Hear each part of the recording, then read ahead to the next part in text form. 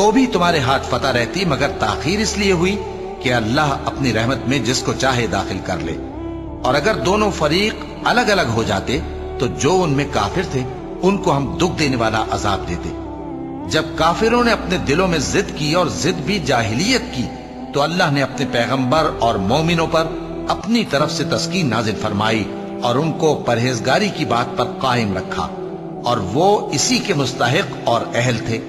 اور اللہ ہر چیز سے خبردار ہے۔ بے شک اللہ نے اپنے پیغمبر کو سچا اور صحیح خواب دکھایا تھا کہ تم انشاءاللہ مسجد حرام میں اپنے سر منڈوا کر یا اپنے بال ترشوا کر امن و امان سے داخل ہوگے